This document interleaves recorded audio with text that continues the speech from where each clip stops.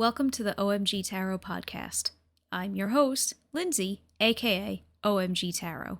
We're back at it after a week off, and to all who celebrate, I hope you had a fantastic Thanksgiving and following holiday weekend. This week, we're looking at number 5 in the Major Arcana, the Hierophant. I've heard a lot of people mispronounce this character's name. I've heard Hierophant, I've heard Hierophant, which is the correct way, and I've seen people stumble over it. Truth is, I guess it doesn't really matter how you're pronouncing it, and this name is relatively recent anyway. Think back to last time when I mentioned how the High Priestess card was once known as La Papessa. The Hierophant has a similar history. This card was once known as Il Papa, or, in English, the Pope. I'm following up the High Priestess with the Hierophant because there are a lot of similarities between the two. And in a lot of ways, they're kind of the yin and yang of each other. Think back to when we followed up the Lovers with the Devil, and how both speak to ideas about who and what are you aligning yourself with. Similarly, the High Priestess and the Hierophant are both teachers. While the High Priestess teaches you about the inner world and the spiritual world, the Hierophant teaches you about the physical world. He's the one who shares age-old knowledge and traditions. He's the one passing on the history and the folklore of your culture. He preserves traditions, and he ensures that time-honored customs continue on generation after generation. This can make him a bit of a stick in the mud. He's fairly conservative, he's fairly traditional, because he has a vested interest in seeing that tradition stay alive and continue to instruct people. So, change isn't easy for the Hierophant. In fact, the Hierophant really doesn't like change, and this is one of the most notable characteristics of the zodiac sign associated with this card, Taurus. Taurus is an earth sign, which means they're grounded, practical, and down to earth. The Hierophant is all of those things. While the High Priestess teaches you abstract concepts, the Hierophant teaches you how to apply them in your day-to-day life. Much like the High Priestess, as well as other figures in the Major Arcana, the Hierophant is seated between two pillars.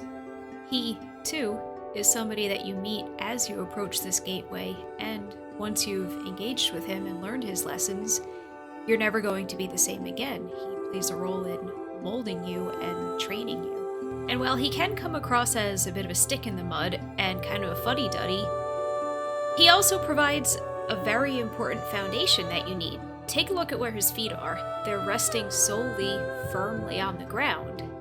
We saw this on the Justice card, where the main figure's feet are firmly planted on the ground. That symbolized that she's rooted, and that this rootedness gives her the confidence to make the rulings that she makes. The Hierophant is doing the same thing. Take a look at his right hand. He's giving a blessing. He has the power to approve or disapprove of something, and in this role, he kind of speaks for the whole culture. Often, the Hierophant is compared to a teacher or a mentor, and I mostly like this comparison because, after all, you want your teacher's approval.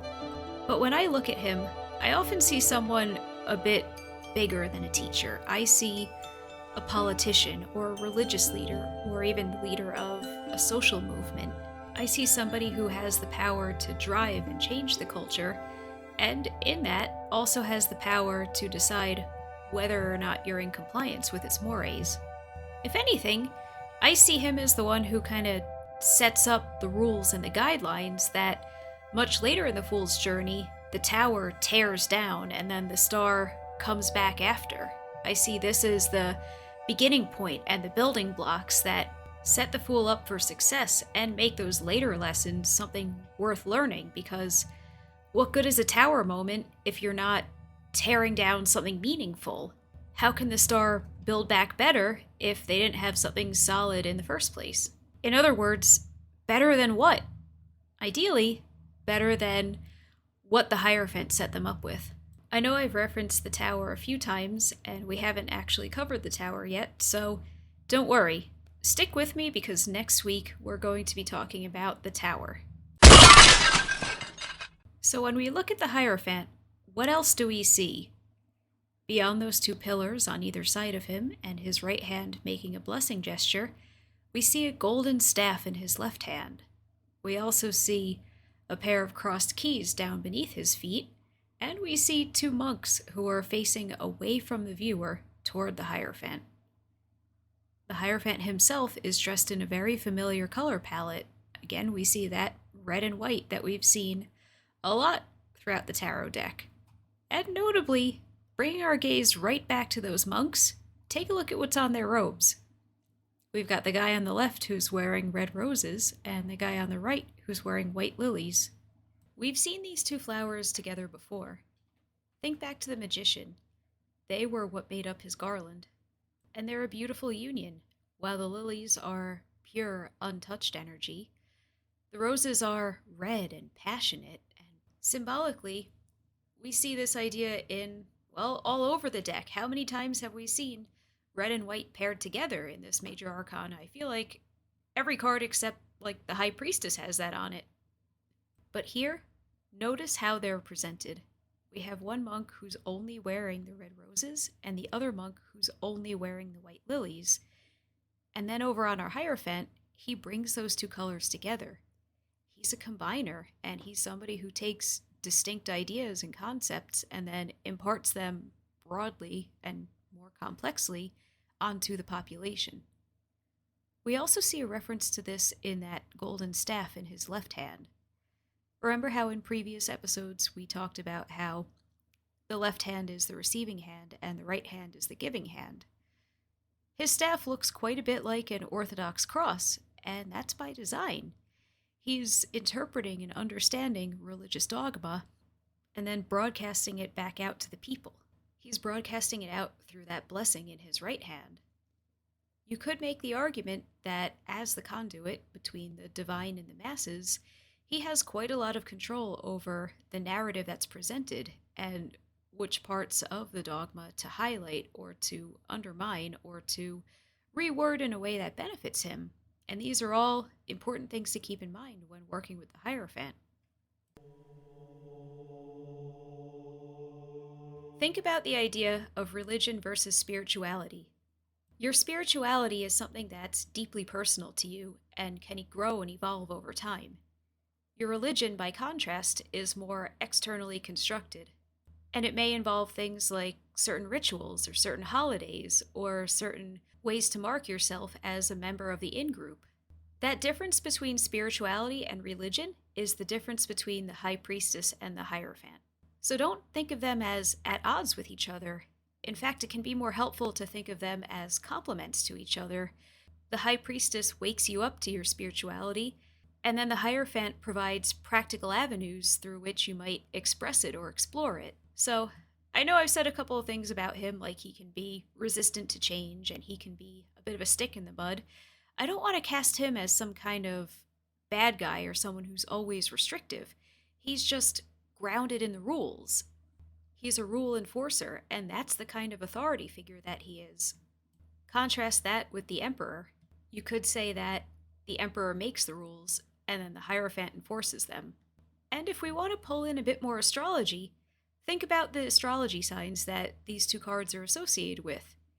Aries is a cardinal sign. That means it kicks things off and gets things started. Taurus is a fixed sign. The fixed signs are the maintainers. They're the ones who carry the energy through and see it through to its logical conclusion. We can compare cards all day, but I want to bring it back to our discussion of the Hierophant specifically. Take a look at those keys down by his feet. When I was in Italy a few months ago, we took a tour of the Vatican. And if you've ever been there, or if you've ever seen photos, you know there's this symbolism all over the Vatican. It's very closely associated with the Pope, which, again, makes sense because this card was once known as the Pope. Oh, also, side note, if you're wondering what a Hierophant is, it was a type of ancient Greek priest. Anyway, about those keys. They can be interpreted a few different ways. From more tarot-based sources, you're going to find interpretations that say they represent the combining of the spiritual and the physical world, and that as a gatekeeper and one tasked with sitting between these pillars and ensuring that as people cross through them and learn their lessons, they do so with a grounded understanding of what they're doing and why they're doing it. The Hierophant literally holds the keys. If you want to read into it more, what do the keys mean from the Catholic Church and in the Vatican, they mean something kind of similar, but different enough that I want to highlight the differences. In this context, they symbolize the keys to heaven that were given to St. Peter, the first pope. Another reading of the cross key symbolism is that they symbolize the papal dominion over both the spiritual and temporal worlds. Temporal simply meaning relating to the physical world. So as you can see, all of these understandings are very similar. There's quite a bit of overlap here. And that just speaks to what the Hierophant is all about, which is he's religion, he's tradition, he's how we take spiritual concepts and apply them to our day-to-day lives. Interestingly, the cross keys are kind of a recent addition to this card. If you take a look back at older Marseille-style decks, you don't have them. This is again something that perhaps Pamela Coleman Smith chose to include to make his meaning a bit more obvious to her audience, which, as a reminder, were largely early 20th century Westerners. Let's drop the Hierophant into the major arcana. At number 5, he comes right after number 4, the Emperor, and right before number 6, the Lovers. As I mentioned earlier, you can think of the Emperor as the rule maker and the Hierophant as the rule enforcer. After the Emperor has set the pace and created his kingdom, the Hierophant is the one tasked with ensuring that that culture's traditions live on forever and that the people are educated in a way that supports the Emperor's goals. This teaches them what appropriate behavior is and what's expected of them and how to get along within their society. And that's what brings us up to the Lovers. With a solid, grounded understanding of who are you, what do you need, what are your goals, what's an appropriate way to behave, you can relate to other people more effectively. You're a better judge of character, and you have a deeper understanding of who would make a good partner for you, what do you need in a partner, and more broadly, what do you need in family, in friends, in the people who you work with and hang out with and relate to. So we can read this whole sequence as taking something that's internal, that passion and drive of the Emperor, and externalizing it and seeing how it flows outward into your relationships and affects how you relate to others. So when you pull the Hierophant in a reading, what does it mean? Big picture, it means all of the themes that we've discussed in this episode so far. It means an adherence to traditions and sticking to the textbook and playing by the rules. It means going with the grain and doing what you've been taught rather than trying to reinvent the wheel. It could also, depending on context, mean returning to a mentor figure and asking for their advice. It could mean that, yes, the traditional way is the right way to do things in this scenario. Let's say, for example, you're doing a poll about where do I go next in my career journey, and you pull the Hierophant. In this scenario, the Hierophant is likely telling you, do what you've always done. Follow the standard process for seeking new jobs, like going on LinkedIn and looking there, or leaning on your network. This isn't the time to go back to school and major in something completely out of left field. Or try to launch a career in something like being a YouTuber or being a singer-songwriter. Keep it realistic, keep it down to earth, and stick with what you know. That's what the Hierophant has to say. So let's try another example pull. I just asked the cards, what should I do this weekend? I also pulled the Hanged One and the Page of Cups. So with that sequence, the Hierophant, the Hanged One, and the Page of Cups, I'm reading this as indulge in some nostalgia. Go somewhere cozy and comfy, and somewhere that doesn't require you to exert a whole lot of energy or go a whole lot of places. Because we've got the Hanged One, also known as the Hanged Man in most decks, and as you remember, that card is all about being in the observer role and sitting tight and just recognizing that you're placed where you currently are for a reason.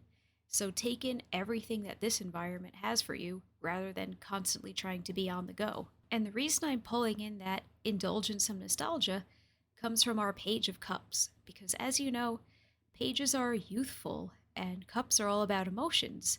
So I'm seeing this as, with our Hanged One, hang out, observe, sit tight, and hang out and observe and sit tight in the things that make you feel like the Page of Cups. So, what makes you feel young again and happy? With the Hierophant kicking off this reading, there's also that element of, again, trust the process. Go along with what you know. What have you already done? Where have you been? And if we want to pull in some zodiac stuff here, Taurus. Taurus likes their comfort zone. Taurus likes staying in. So, it sounds like the cards are telling me, have a cozy weekend in, playing video games and maybe doing things that you once loved, which sounds super duper to me. And am I just reading into these cards what I want to read into them? That certainly is a possibility, isn't it?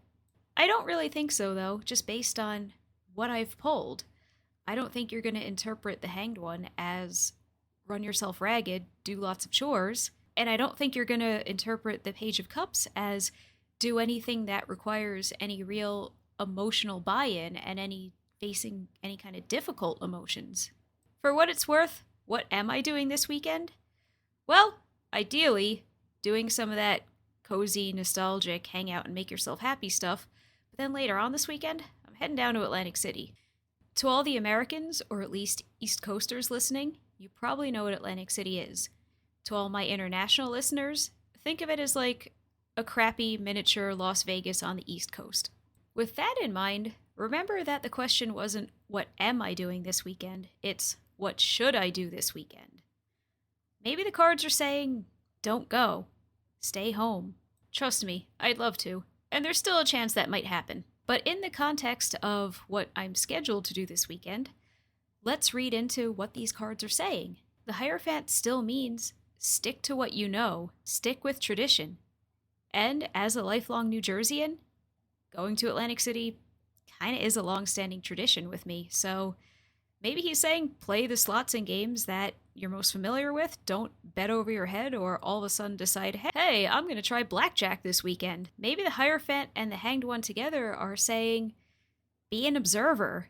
You don't have to engage. You don't have to spend all the money and buy all the things. You can just hang back and watch things happen. I mean, it's the holiday season and I just bought a new car.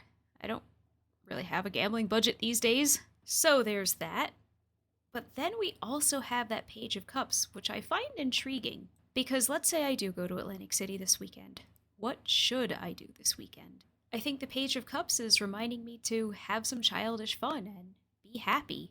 Going to Atlantic City and playing penny slots is something that my husband and I used to do a lot more when we lived a bit closer. And so I think there might be some sense of reliving those days this weekend and thinking back to those weekend trips we used to take down there and the fun we used to have. So you could see that as tying back into the Hierophant's ideas of tradition and sticking with what you know and doing what's come before. So in any case, this is not the weekend to break the mold. This is the weekend to watch, to observe, to have fun, specifically lighthearted fun, and to remember that all this fun is happening within the context of what's my culture, what's been established before, what's a mainstream approved thing to do. And, hey, I am from New Jersey. Gambling in Atlantic City is as much a part of my culture as not pumping my own gas.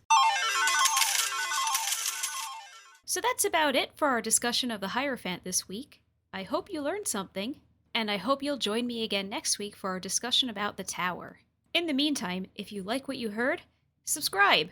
That way you'll get notified every single time a new episode of OMG Tarot drops. I'd also really appreciate it if you gave me a good rating on Spotify, Apple, or wherever you get your podcasts. And if you'd like to keep up with me on Instagram, give me a follow over there. My handle is its_OMG_tarot.